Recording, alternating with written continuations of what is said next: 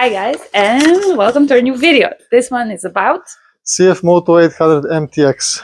We finally got the chance to test this bike, and I was really thrilled to see what this thing is about, since we didn't have any previous experience with these bikes, right?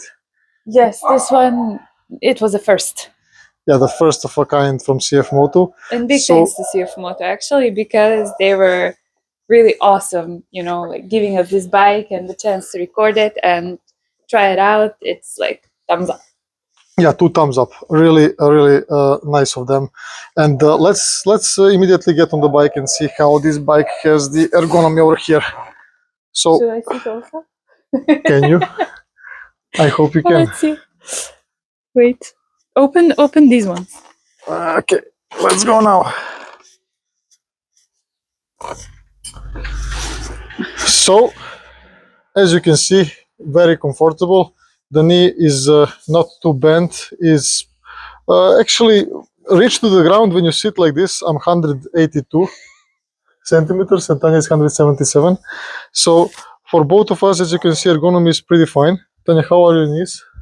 Actually good. I'm surprised how it's comfortable with Maggie. And the reach to the handlebar is pretty natural. When we rode together, it was really nice and spacious. For me personally, this bike felt like it's out of its league in terms of the comfort for 2-up, and also the stability during the ride, the suspension. It was really nice. Okay. So it feels like you're on some kind of higher capacity, even more expensive bike, you can say. The comfort, the seat from the stock, I find it very nice. My ergonomy was also very well, if you ask. Yeah, this seat is providing enough padding, and it's really thick enough. So for this short ride that we were riding with this bike, city and outside of the city, it really felt really nice. I don't know for many hours, but anyways, I would be probably switching the seat if I went long tours. Well, I don't know. It feels very nice to me. Like, I like that it's, like one bench. Now I have this typical, like human behavior. Because when I was sitting behind Stefan on this bike, I couldn't see, over his helmet. And now I want it. And when I see over your helmet, I always think, like, I don't want it. You're crazier than me sometimes. So this is my problem. I need to get myself together, but I think it's a very good thing that it's a one bench bike because it's super comfortable. Now, this engine is based on the KTM's famous 790 cc's, and the vibrations over here, I was actually surprised, are barely noticeable. You just notice basic, vibrations, the pulses from the engine that you are supposed to notice from the 2-cylinders bike. But there is no abrupt vibrations. Even though I rev it higher up, I don't feel uncomfortable revving it up, as with some other bikes, for example the Throttle, which tends to have more vibrations. Tatiana, did you feel any vibrations over there? Also, your pegs have these rubber things. Well, no, only, like when you overstretched it, when we were testing and stuff like that, but it's normal. Like for the normal driving, normal speed, and the, how do you call this one? The roundabouts, so just when on the TFT it shows like, I don't know, 6 RPMs. Yes, it's that one. Roundabouts RPMs. Well, then you feel some vibration, but like in classical driving, no. Another thing that surprised me very much is the gears. The gearbox is really nice. It's so soft, you can find neutral very easily. Actually, I needed to adjust a little bit on this gearbox because, I don't know, I was expecting it to be abrupt. But this thing really surprised me. There was no false gears, no droppings out of the gears. It was very smooth and very natural, I must say. And probably because this engine has lots of iterations behind, they improved it to some extent that now you can say it's really refined. Tatiana, I will not ask you here anything. I will ask you about the acceleration. How did you feel when you were like pulling it? I needed to hold. I needed to hold, especially because there is no top case. So without a top case, I don't feel safe anymore. So I need to be alerted, like always on the traffic lights, when he's giving some, speed acceleration or whatever. But you know, overall, I think this is a very, very good bike. On that topic, it actually reminds me of Transalp, where like down low, personally, I would prefer to have even more torque, let's say. But it's like more aggressive version of Transalp. It will pull nicely, but then from mid RPMs, like 6,000 RPMs, it has this kickback. It just pulls out of a sudden, even stronger, and then like up to almost 10,000 RPMs, you really have a very, very strong acceleration. I did not feel like I need more, and coupled with this non-interrupting traction control, I found it very fun because it allowed the wheel to slip a little bit on the sides, and it also wanted to wheel a couple of times. So Yeah, I even felt it. yeah, you felt it a little bit. But did you feel like, you know, when I was behind my weight? No, this is another thing. This is for the suspension. Wait for that. You're always in a rush. The agility of this bike, it feels more like a Tenere, sorry, than like a Transalp. So basically, because it's pretty much tall, it's even taller from the ground. You feel like you're more on that kind of real enduro bike, and this is a really great because it feels like you're king of the road, like you're in control over the bumps, over the obstacles, over everything, and it's really responsive. So if you flick it, it will move, but it's just gonna be, you know, you need to adjust to its size and to its height, let's say like that. But anyways, it was really nice. Did it surprise you when we changed the, you know, side to side? I was a little bit zoned off because of Mikey. She was You were zoned off now or during the ride? no, now. I have Oh no my idea god! what you. Let's keep this interview is going bad so far. Because she was doing something I needed to, Okay, you know. the brakes on this bike again. But what was the question? Just ask me again. Like, Were you surprised when we were going swinging left to right? Like, were you no, surprised it by the was size? floating very nicely. Like, Okay. you know, I even asked you, did we check agility? Because I didn't feel like I needed to concentrate myself on the roundabouts and, you know, switching lanes and stuff like that, which means like the pillion or pillioness can follow the rider very nicely on this one. I agree with that. Me as a rider, I didn't feel your weight as much at all because the suspension is really doing its job properly. Now on this thing, also the brakes, like I said, are really, really on point, are really biting, and you can really feel it. The front one and also the rear one, I did not feel any need for more. It's really coupling this acceleration power that this bike has, and everything is like floating together very nicely. The mirrors, I can see a lot. Just continue. Okay, the mirrors, I can see a lot what's happening behind. It's really providing great experience, and they're not vibrating much. I did not feel any need to like I need to change them or whatever. Or it's just, again, with these other points that I said, everything is feeling like it's refined. Tanya, could you check what I'm looking behind in the mirrors? Your check test. No, for me they're like narrow. They're narrow, right? And somehow low from my position of sitting. But if you compare it to the other vehicles, they are like very tall.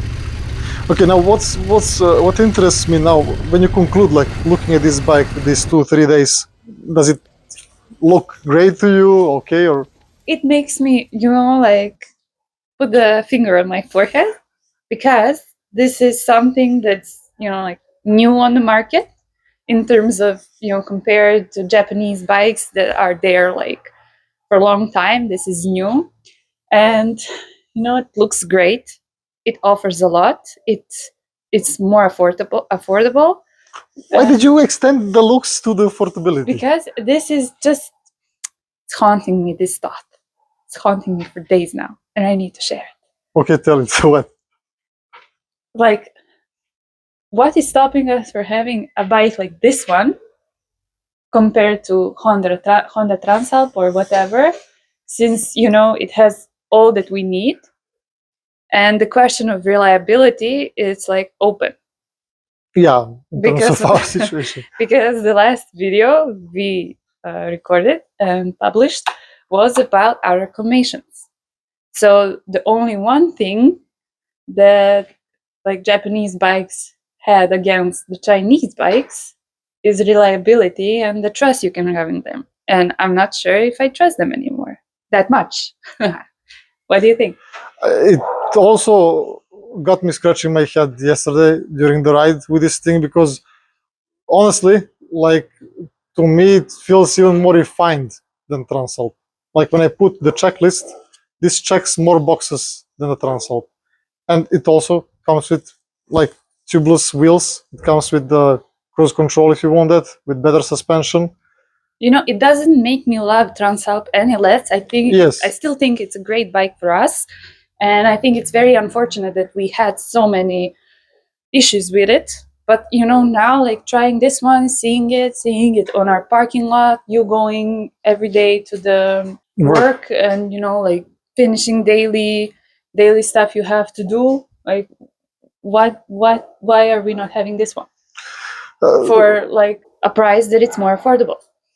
That's another topic. I think we should extend this topic for the next video because, yeah, it makes you think like many times, especially because this comes with 4 to 5 years warranty period, which is double than what Honda, for example, offers. So I don't know. Yeah, I would like to know what you guys think because you became our like mastermind community. So let's open the comment section again and just like tell us your opinion. Because we are stuck. I kind of feel dumb.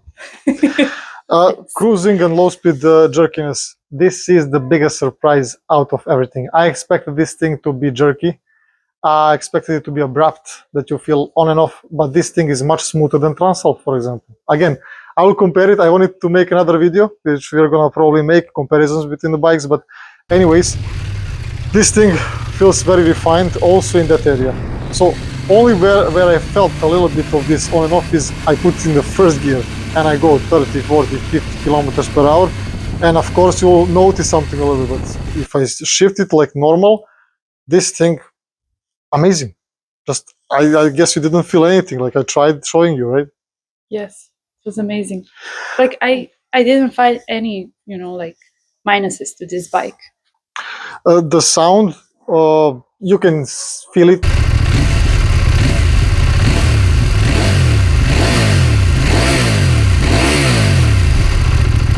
You can hear it as a rider outside. It sounds okay. It sounds nice as well if you're closer to the bike, but it's not gonna be, of course, like it's like other bikes nowadays. It's modern, but I found it nice during the ride. I didn't find it like it's lacking. Tanya, about you, did you feel anything? Because over there you have the exhaust behind you, right, next to you. What a surprise! Did you hear it? No, just normal. I didn't think it's like ruining my experience or making it any better. It's just a normal bike. Night ride light seemed to have strong power, especially when I put in the high beam. What I noticed is just the beam is not wide, so of course if you're wanting to have some beam spread right in like 10-20 meters in front of you on the sides, this bike has a little bit narrower path over there. So maybe auxiliary lights would be amazing over there, but anyways, as a power, just as a power term, strong stock headlights, definitely. Just so you know, she's sleeping now. Amazing. High five. High five for us. I mean, for you. All right, next one, suspension. This is, Tatiana, can tell us, what do you think about suspension? You wanted to say. I have like one comparison, but then I was thinking if I say this, maybe somebody from like, for example, America or I don't know, some countries with nice roads won't understand it. America also has sucky roads. Really? Yeah. Okay, then I'll say. So, when you come across this asphalt where it's like wavy asphalt, you don't feel it. Like this bike, you don't know that you're going over that one. But if it's like some heavy holes or something like very bumpy on the road, you might feel it a little bit. It's not, like catastrophic discomfort. It's very nice still. But, this wavy road that we have here around, which makes me a lot of discomfort, here you don't feel it. This is like a top notch for me. I mean, it has full adjustability. So we rode it as a stock and we didn't even raise the preload with Tanya behind, so it could be even better, of course. But it's balanced between softness and hardness, so it's nice balance for the road and also off-road. When I went a little bit off-roading, I found it very composed. Like the bike behaved really nice. I felt all the like stability on it, and also standing up. It was a really great experience just riding a little bit off-road. I thought it's gonna be much harder because it has its own weight, but it felt okay on this lighter gravel road. Of course, heavy off-road, it will be a different story. And on suspension side, like me as a rider, I feel lots of control on the streets, definitely with it. The price opinion, Tatiana. Stock normal price without sale is 9.5 thousand euros, and on sale right now it's 8.5 euros. I think that's very fair and very affordable and very good for the market because the market is going crazy. I agree with that. Like if you compare the thing that this thing has, and also this highlight of this bump over here, 24 liters of gas, it's really great. So I also agree. Like I think it's pretty great price Pretty great position. yes. Like if there is anybody that's driving this or any CFMOTO bikes, for a longer time, I would also like to hear opinions about this one. Like if they had any issues or how does it feel, like what they needed to change on the bike. Yeah. So another open. I did a little bit of section. research just from some owners, and I didn't find anything like that is happening occasionally to the people. Like usually I saw posts of people just riding and enjoying. So let's hear if anybody has any problem. The TFT over here, very readable, feels like 4K. Animations are really nice, really smooth. Feels like it's premium package again. What do you think about it? Wow. I am amazed. This vertical TFT is working for me on another level. Like it's very nice. I didn't notice it on any other bikes. Maybe I wasn't looking or whatever. Maybe we didn't see it. I cannot remember any other bike with this one. You mentioned Yamaha Tenere. yes, but I don't know. This one, it's working on another level for me. Like I can micromanage very easily. Everything is over there. I like the fact that it's upright because somehow it looks awesome. Service intervals, classic thing, 5,000 kilometers here in Serbia. I think it's like this standard. They will change the oil, of course. And for the price, I think it's coming to around, depends, 140, 150 euros. So it's pretty justified. Now, competition in this area is, as you know, like depends on where you look. This is MTX, you have MT. MTX is more adventure styling, MT is more touring styling. Then you have my Honda Transalp. Then you have Yamaha Tenere. You have also a Touareg from Aprilia. I had no idea. Like I'm learning so much in these reviews. My God. And V-Strom 800. All of these bikes are, higher priced.